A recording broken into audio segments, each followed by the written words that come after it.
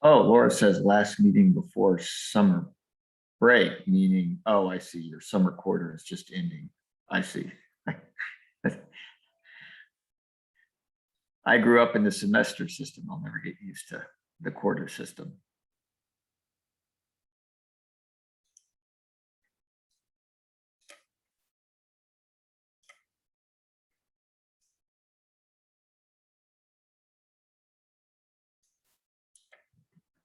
All right, well, I just have a short list today.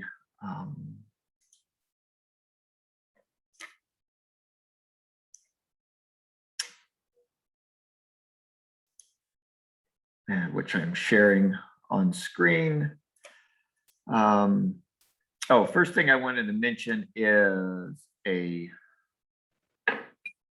new feature of Primo VE that you may have noticed. And you can see this if you, oh, let me do a different share.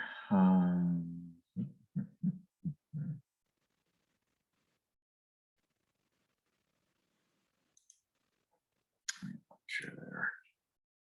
If you go to Primo VE,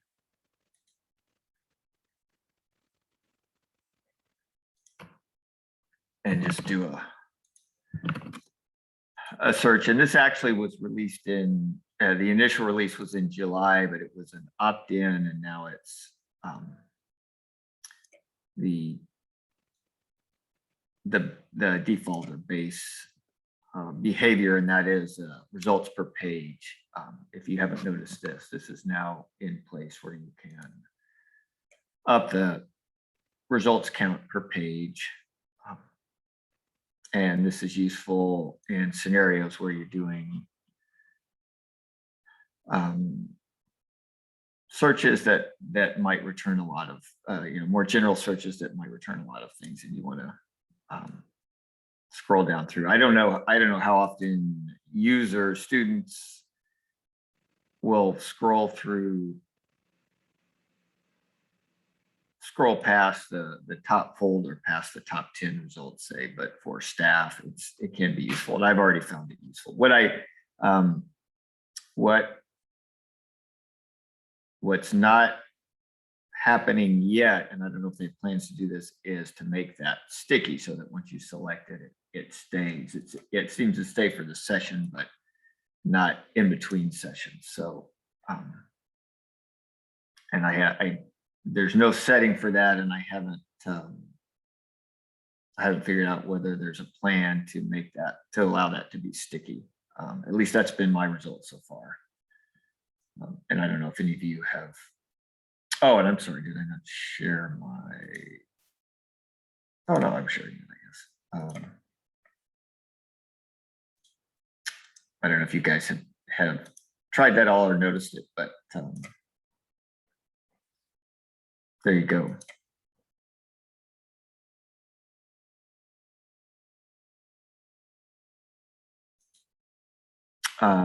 Next thing to mention is something that came up in the Thursday call, which is about Gale In Context College Edition. SJ brought up a ticket that he opened in Salesforce, and it's SJ, that looked like a great ticket. I didn't have anything to add. When I said I opened one, I didn't realize you had already opened one, and it looks like they've already kicked it up to level 2. We do have a couple of issues related to College Edition now, and that the issue being a citation in Primo VE that links to the College Edition does not find the article in the actual Gale collection, and it goes back to earlier in the summer, probably June timeframe. You may remember us talking about this. Green River had a few of these that they had a few examples and a longer ticket about, and the conclusion in that ticket currently is updates by October of this year. So updates to the metadata for this collection by October of this year. So, and I did on Friday, I did an overlap analysis between the college edition and then the academic premier, or the academic one file and general one file. And there is about 50% overlap. So about half of the stuff in the college edition is in those other flavors of Gale. So, you know, my recommendation would be to disable CDI for this collection for now. It does appear to be have enough citation linking errors that it's going to bring up questions. So I don't know, SJ, if I think I saw you on the call. I don't know if you've decided to do that already. And Green River, I don't know if anybody from Green River's on. I don't know if they've decided to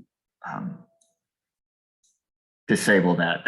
The Green River case was prior to the WSL contract being awarded to Gale. So that might not have been of general interest at the time, but since a lot of you have this collection now, it doesn't seem it. I haven't had reports of the Gale collections being as error prone as the college edition. So for now, I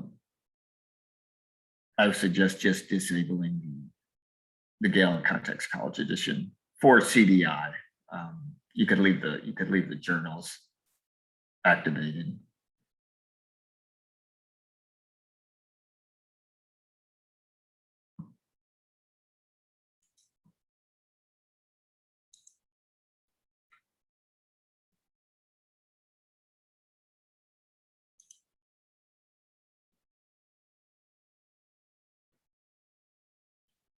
Yeah, just looking at chat, Melinda. Yeah,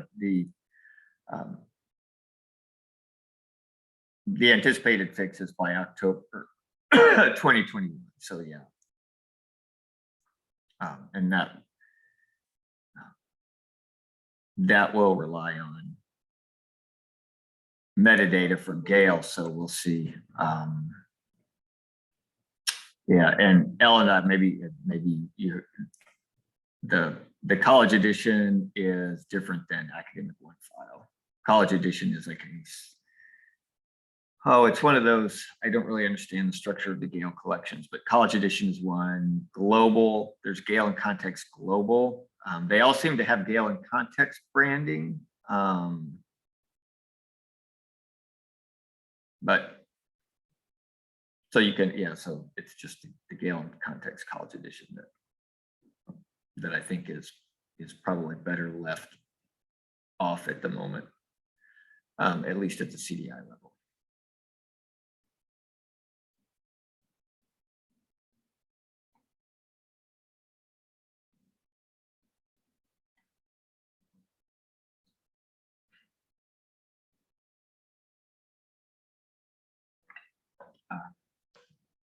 The next thing I was going to mention is just for those of you who weren't in the call on Thursday, there was you might have seen my notes or the recording of the call.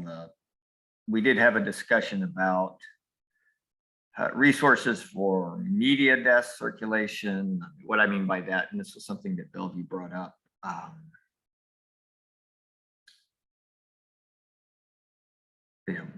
And it was more of a discussion and policy discussion and kind of discussion about approaches to supporting non-live, not circulation not directly related to library business on campus. So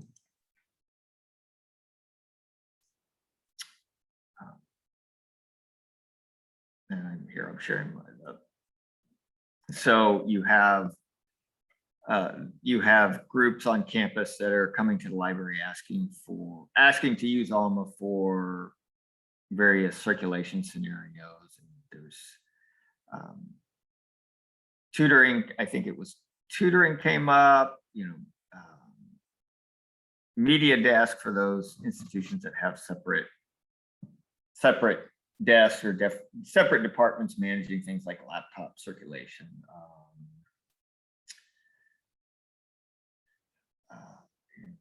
There was one more that I can't think of at the moment. Maybe, well, I brought up like a career and placement services as being somebody who might have a collection that, at least that's happened to me before. And so that, the question about whether to do that in Alma or not is really, and the discussion is more institutional than a group discussion in nature, but we can certainly share ideas about approaches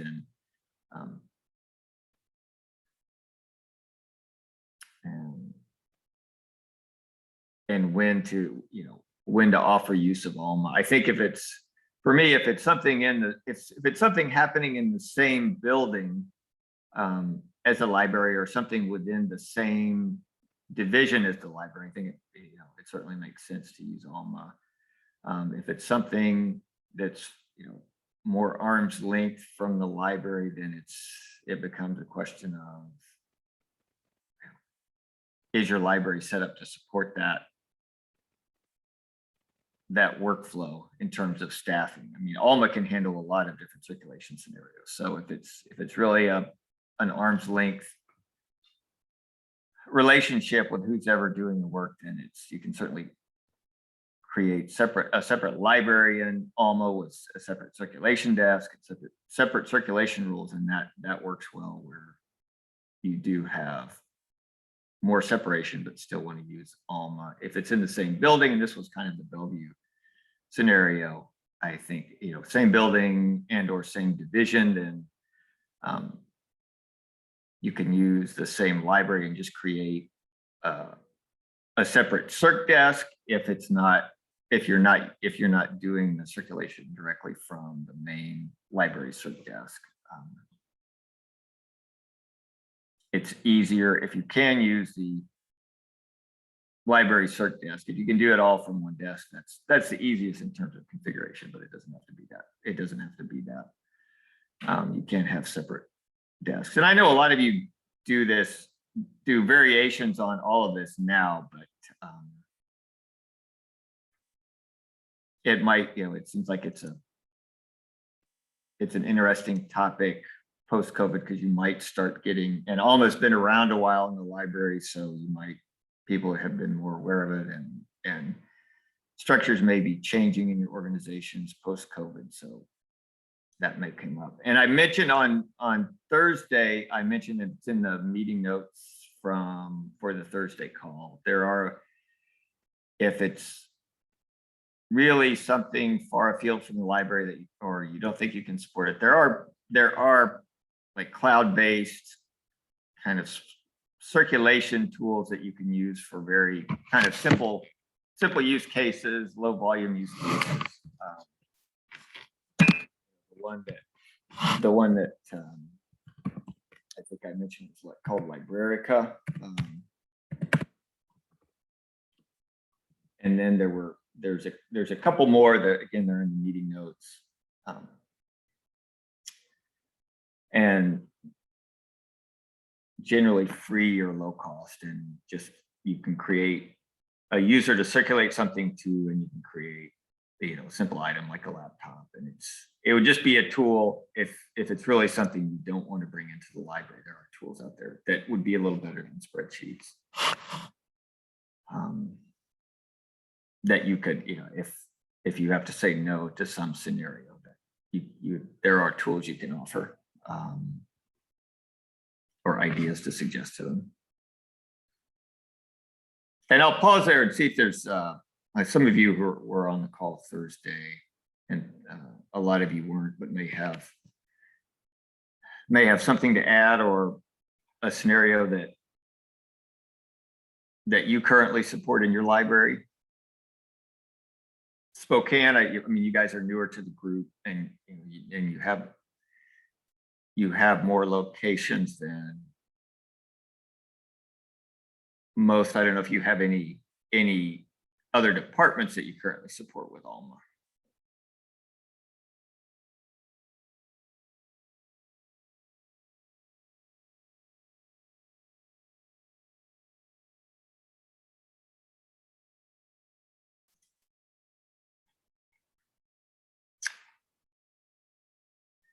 Oh, and I see this. Oh, interesting. Okay. Oh yeah, thanks, Deb. That's one I'll take a look at that. myturn.com.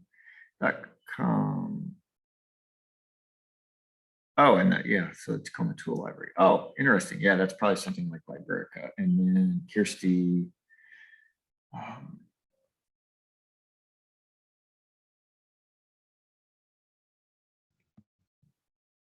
Hey, Wade. Yeah. This is Charlie. I'm so sorry. I had to step out for like 10 minutes and I came back and there's all this very interesting stuff in the chat that sounds like something we're dealing with at Edmonds. Would you mind just filling me in real quick on what we're talking about? Oh, well, I was just, yeah, I was just sharing kind of the basics of a conversation we had on Thursday about use case scenarios for Alma, when the library is asked to support other departments, and the fact that, you know, this does come up, you know, and libraries there are, you know, Alma is plenty flexible to support a lot of different scenarios, but you know, it ends up being a local decision, given it's rather than a platform question. It becomes a, you know, question of staffing and so forth. And so is that what have you got? What are you thinking for Edmonds? Do you have a use case that you're trying to address? Not particularly, but we do have a couple departments and offices that use Alma to circulate their small collections. And I've been working to more formalize those arrangements. I do have an MOU in place, and I have a little PowerPoint training that I make anybody who's going to be using Alma take. But yeah, I mean, since remote operations, more and more departments at Edmonds are learning about the wonders of Alma and how you could circulate a physical collection. So it's starting to become more of a demand here at Edmonds that other departments use Alma, and so it's kind of it's an interesting opportunity for us, but it's also a bit tricky because it's you know, I sometimes feel stretched a little thin, but yeah, that was just all I had to say is that. Yeah, no, yeah, those are great points. The MOU, or memorandum of understanding, is a great point, because that is, I think that was kind of the gist of what Bellevue was getting at on Thursday. Is it's, you know, what is the expectation for, you know, library service outside of its own department, and especially around, and I think this is being mentioned in chat, taking responsibility for, if it's stuff that's being circulated from the library desk, it becomes, or even if it's not, you know, what responsibility does the library have to get materials back, or track or notify users of stuff owned by another department? Are your MOUs or that PowerPoint training linked on your on the public web? They are not. No, they just live in my drive at the moment. Would you mind sharing those with me? Just emailing them? Yeah, absolutely. That might be useful to others. Yeah, and the training is a good point, because it's not just that becomes the overhead for the library is supporting an external department on, you know, managing the workflow for them. because it's likely not, you're likely not going to give administrative privileges to an external department to do their own management of things in Alma. So that's a big part of the overhead that the library takes on when it does offer up kind of off-brand or off-book services, off-label services.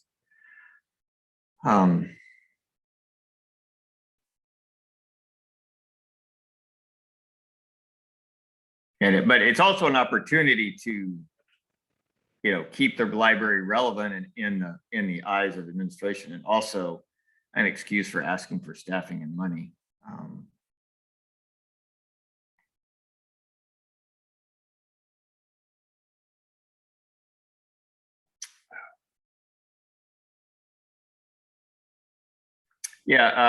Kara Beth asked a good question, and I kind of brought this up on Thursday. It's technically Alma is priced by Alma staff logins, so the number of staff using the number of staff that need access to Alma. I don't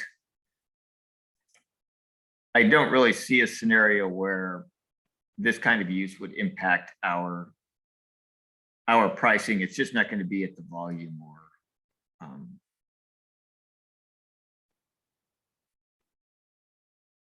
that I would even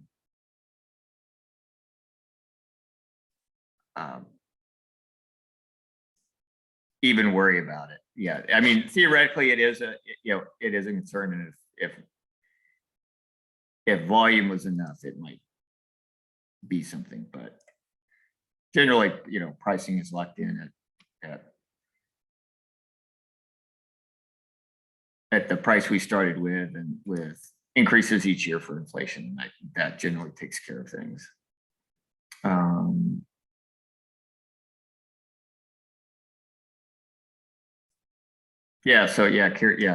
Kirsty, that's I don't see. When Kirsty says she spent 3 hours last week configuring Alma for some faculty equipment that e-learning decided the library should circulate. That's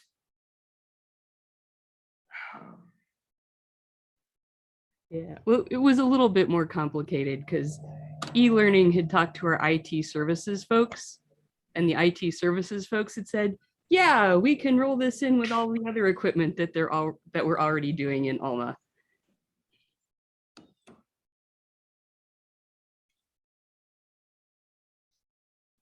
Yeah, and all of this, and there's been so much discussion over the last year about Chromebooks, just funding them and circulating them and so forth. That's a whole, that's a whole nother thing that's happened in the last year that libraries have generally taken on. I know some of you have separate media desks that are doing that, but at the same time that positions might have been cut or positions haven't increased in terms of FTEs for the library. So that's, but yeah, I like the MOU. That's not something that I had thought about, that Charlie brought up.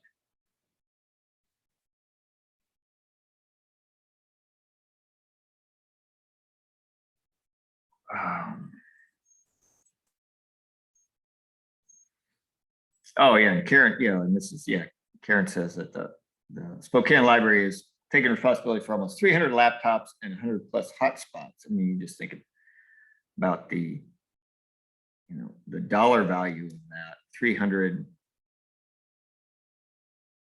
laptops at maybe $500 a pop or something is a lot of money. And hotspots, oh, 800 for the laptop. Yeah.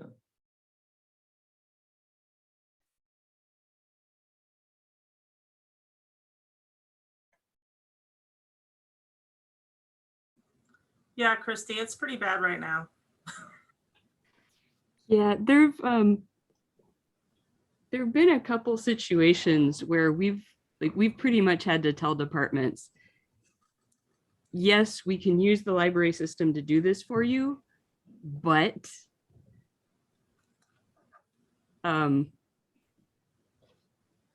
you have to do it under our rules. So if you want to use the library system, like here are your circulation options. You can do 1 week, you can do 1 month, you can do the whole entire term. Like we're not even letting people know that there are other options than that.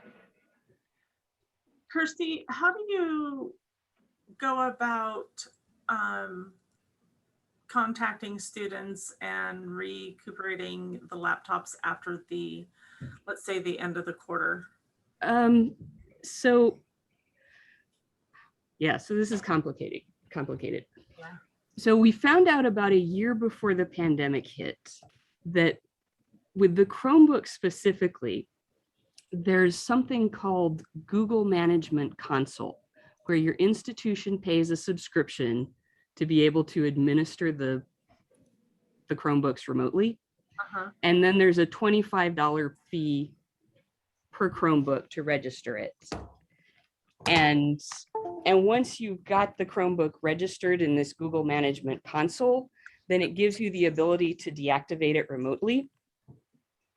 Oh. And that was a game changer, to the point where I'm now telling all of my colleagues, if your institution can't afford Google Management Console, then your institution can't afford to circulate Chromebooks. Because the $25 to be able to deactivate it remotely and whatever the annual fee is a heck of a lot cheaper than what you're going to have to pay to be constantly buying new Chromebooks. Is that just for Chromebooks? It will only do it for Chromebooks. PCs have the ability to, I know there's some kind of software that lets you deactivate PCs remotely that a lot of corporations use, and I don't remember the name of it. Macs have something, but apparently it's much harder to manage. Gotcha. Huh. Interesting. Yeah, so like, again, seriously, if you can't get that set up, you need to not be in the business of checking out Chromebooks. I've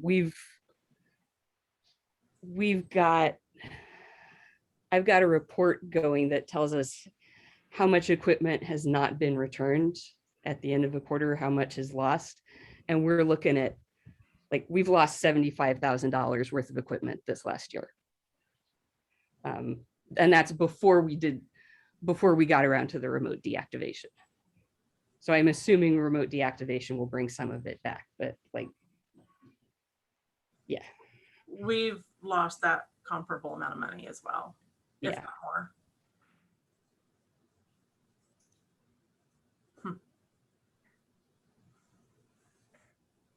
Yeah, and there's some good chat happening too. The when the laptop stuff started blowing up last year, to me, there's, and I guess, I don't know how big of a discussion the need for laptops on campuses are, but it seems like it doesn't seem like, it seems like using the library to circulate expensive devices like that is pretty off label, and there needs to be a better permanent solution, but it's kind of beyond the I don't know if I'd say it's off label. I mean, my response has been, when IT was asking about it at the start of the pandemic, was, look, the library system is specifically set up as inventory control to know who has something and when they're supposed to bring it back. So I'm actually a big fan of, if the institution is paying tens of thousands of dollars for this library system, let's make use of it. Yeah, as long as, I guess an important point is whether to what extent is the library having to play laptop police on, because that becomes, what happens when the library says, oh, we've lost $75,000 worth of laptops. What happens then?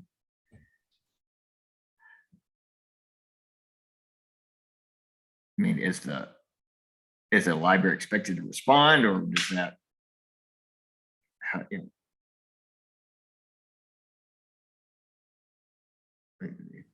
just seems like, so the library just, the campus funds another $75,000 worth of laptops. I mean, yeah, it seems like have campuses talked about just, giving laptops to new students or something.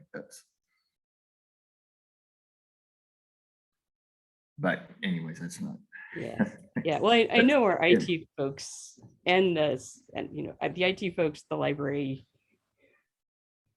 we're kind of in agreement that, yeah, long term, it would be a lot better if we could just like include a laptop or a Chromebook in the cost of the tuition or something. And yeah, that avoids a lot of this. But that's not where we are right now. Yeah. And I realize that, it's also whatever you can do to keep students registered, right? It's $70,000 might be a lot cheaper than losing, X percentage of your enrollment in a quarter because people don't have the resources. And then I think, Charlie, you had something you mentioned, oh yeah.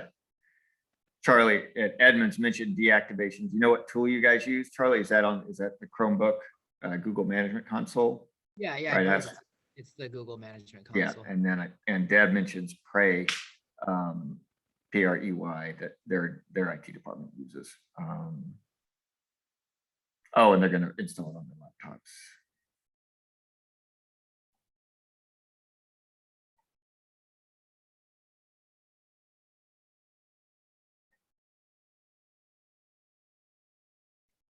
Yeah, and Karen's is asking about, Spokane is asking just about what the consequences of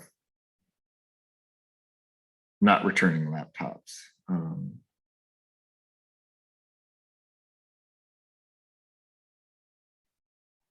Yeah, and it's I guess the burst of laptop circulation is still pretty new, so.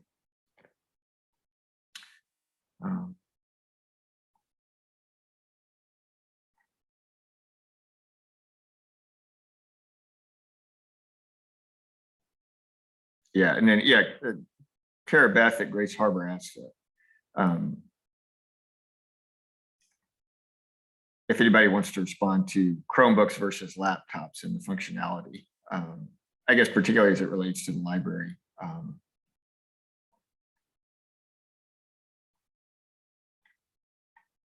And cheap may be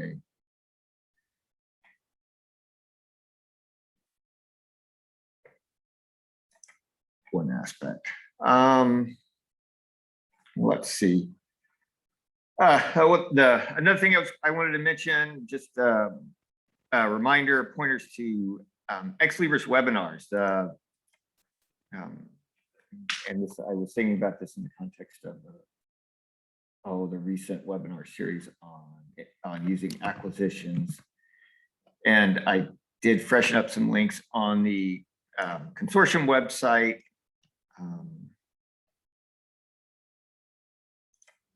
And I actually, it's just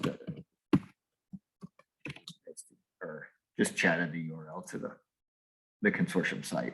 On the homepage of the consortium site, I've tried to, I've tried to collate some of the more useful links, one of which is just a general link to Ex Libris recorded webinars, and these are recently held recorded webinars that are available on demand. And if you follow that link, and just pasted the link, you can see the upcoming webinars as well. And register for them if you want, or you can also just look at on demand and see what has occurred recently that's been recorded. And actually I found there were some, on Friday, I was going through this because I actually wanted to take a look at the most recent acquisitions webinar, the ordering electronic and physical resources. And I found some broken links in here, which I contacted Ex Libris about, and they fixed them up. There was something going on with their website. But anyways, that's there. And also if you go to the training section of the consortium website, there's additional links. The recorded webinars link is there, but yeah, especially for those of you who are newer, and we've had some staff changes recently, you can look in the different sections, the different modules of the product to get some links for some of the core training that's available. And just not necessarily just training, but topic coverage when you're thinking about a new workflow, or just want a refresher on a reminder on how something's done. There's the Alma training, Primo VE analytics. I'll try to find some additional analytics resources.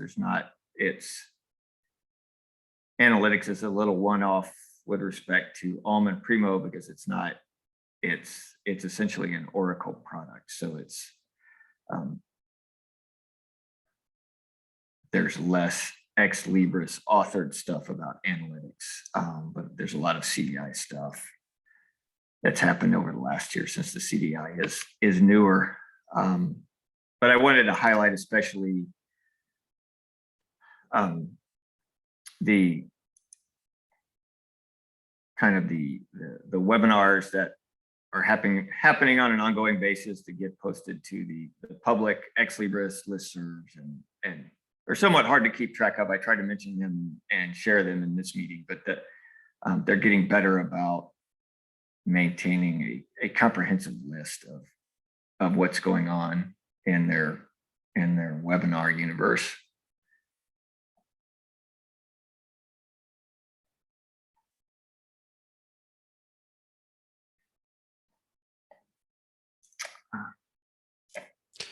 Wade, Yes. this is Karabath.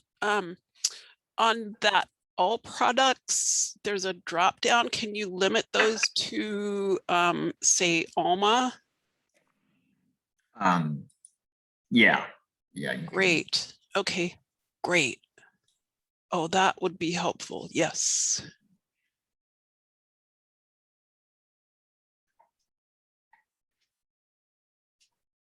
Yeah, I registered for the acquisitions training that's been for the last few weeks, and then I got scheduled for physical therapy during the same time, so I've missed all of them. Yeah. And actually, it looks like they might have just. I think did they post one while we were sitting here? I think they did. They just post this one. This would actually this might actually be good, even if you don't use acquisitions, the activating electronic resources part. Anyways, oh,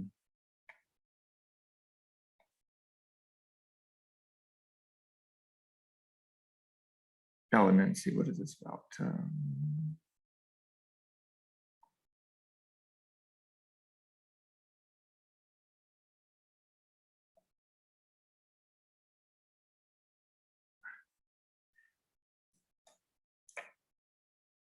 Oh, I see. Yeah, Kirsty, that's an interesting one. And if you think of it, let me know the result of that, because I wonder. I'm looking at Kirsty's comment about, and this impacts. This is related to patron loads from CTC Link, and selecting users to load into Alma based on whether they've actually paid rather than just registered. I think that's what this says. Yeah, it's only students who pay tuition.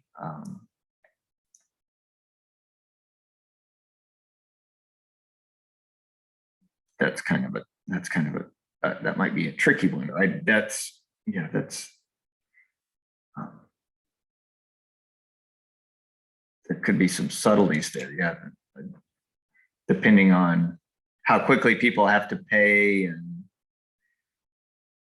it gets into that question of what is this, you know, who's a registered student. It's not, as I've gone through all these implementation of patron loads from CTC Link, it's interesting how challenging the question can be.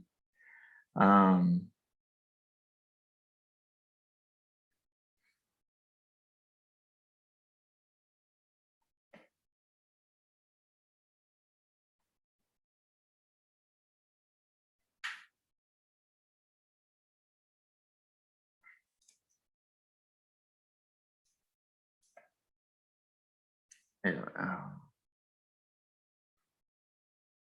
oh, and Karen says that they actually do a manual check of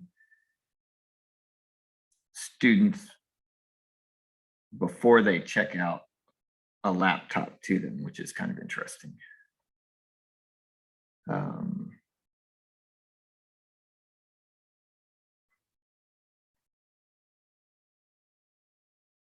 wow. Yeah, I see there's a lot of.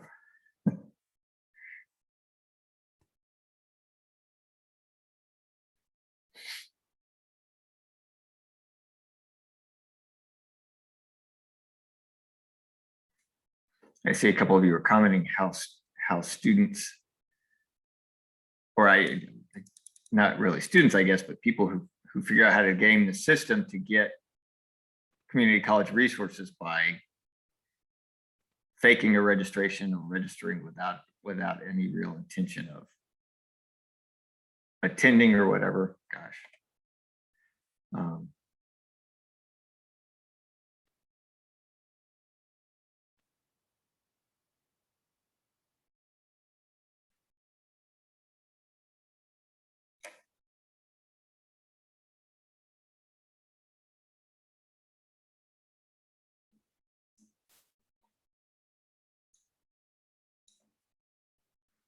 What is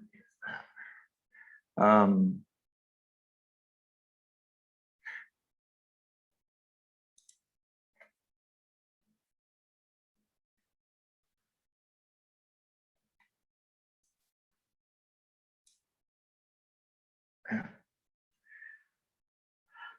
All right, was there anything that folks would like to bring up? Anything else you guys want to talk about this morning?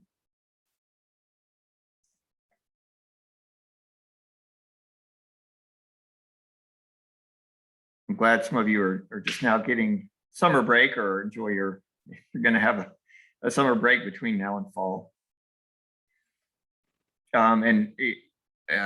Melinda, are you officially back yet? Or are you still just on busman's holiday? I am on I'm on project work. So basically I'm just whittling down my hours. So I'll be kind of intermittent.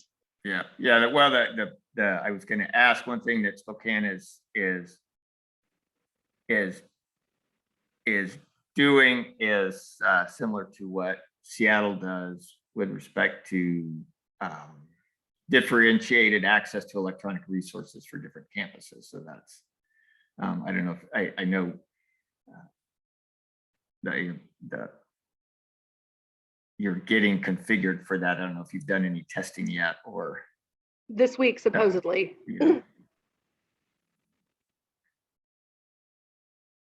Yeah. And do you have separate easy proxy instances for the campuses? No, it's Yeah. all one easy proxy.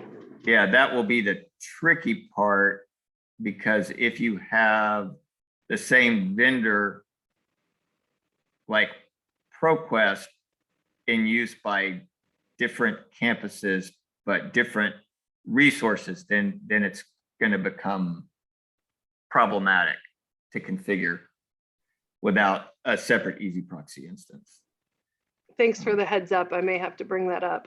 Yeah, and yeah, I mean, and I didn't explain it very well, but I can give you a better No, I understand. It makes sense. explainer on it. Yeah, it's because the proxy is at the just a domain level like ProQuest. So if you give, oh, anyways, yeah, that will be a fun one. I am curious if anybody else is using in their views configurations, if you guys are using like the citation linker and or ILL request form, something that we're trying to implement as well so that we can have everything flow into Alma. Yeah, some of the schools are doing the ILL form where you can, so that the request is managed inside of Alma.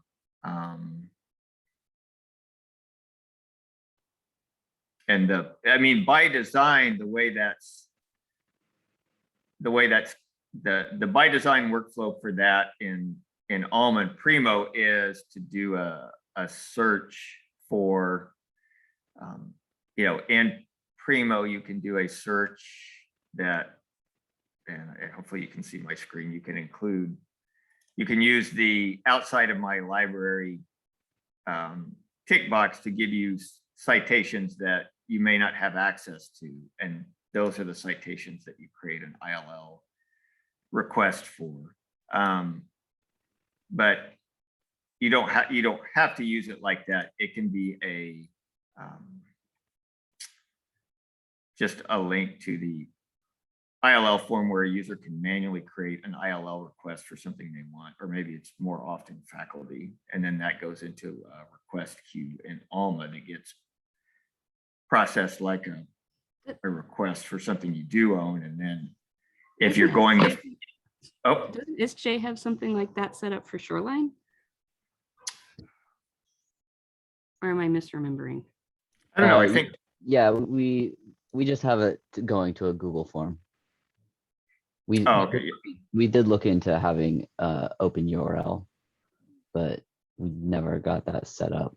We're not very Yeah, fancy. I think, So I was able to get it set up for our ILL for a blank form. I'm curious now, so that's actually functioning relatively well at this point. I think the bigger thing now is trying to figure out how to create like that worldwide search. So let it say it searches digital, not just physical books, but digital resources outside of, what we subscribe to, that can then populate that that ILL form, so that for our ILL processing, it's already populated and everything's there, like the full citation is there.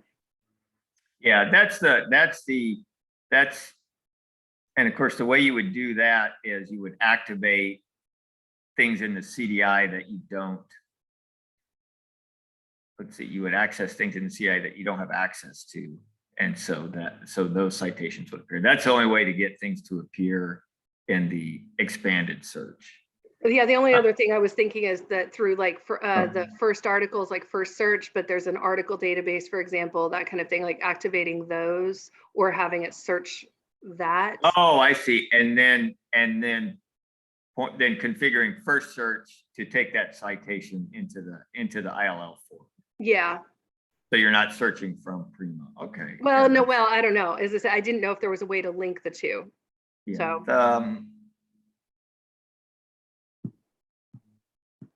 trying to think.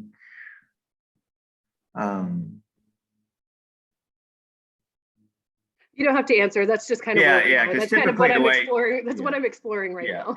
Yeah, typically you would do that by pointing the workflow I'm familiar with is you would take that back to Iliad.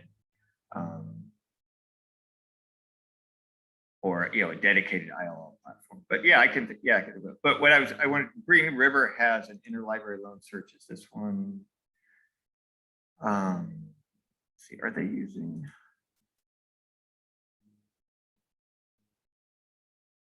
No, I guess they're using an external form as well. I'm trying to think who's using the.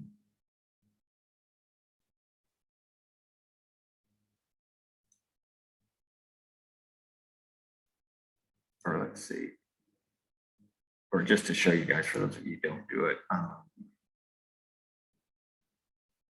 Yeah, it's this is, so this is Spokane's implementation of just making a general ILL form available. That's a, let's see if I can, oh, I don't have a, I don't think I have it. No, I don't. It's basically, I mean, it's basically like a blank request form that you then have to fill out, and that request goes into an Alma request queue that you can work. And if you actually use that workflow, then once the request is inside of Alma, then if you want to, you can see it. And if you want to fulfill it, then you have to get the material somehow through world share, for example. And then when the item arrives, you create a physical title or a title and a physical item in Alma that you can then circulate to the patron to fill the request. So there's, it can be a useful workflow if if you're doing a lot of ILL kind of support at your institution. And then the other way to do it, and some prefer this, is, as SJ mentioned, and the other examples I briefly showed, the request, the LL request form is just a separate, it's either just a form on your website or a Google form that then gets, and that request gets emailed to somebody maybe who's dedicated to processing ILLs, and that might, that's another way to do that workflow. And that's actually something, if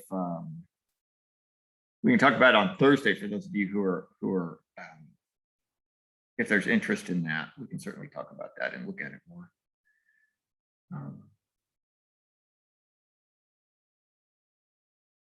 I don't know if you guys have been doing more ILL over the past year, or you did, and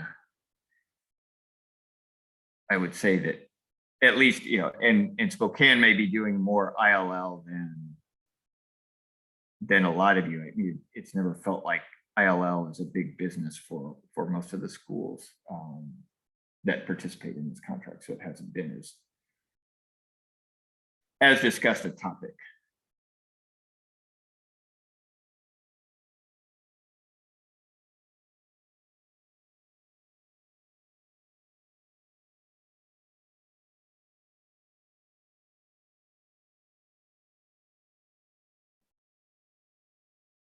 And then, for article level ILL, the circulation part isn't as important because it's not something that you check out and check back in. So that kind of removes that part of the requirement for ILL workflow.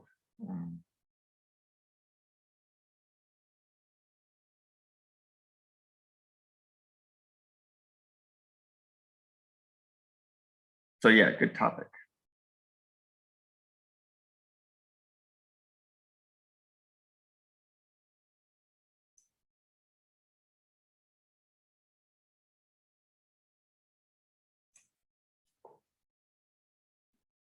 All right, well, we've just got a couple minutes until 11. We can call it there. I'm going to go ahead and stop sharing and stop recording.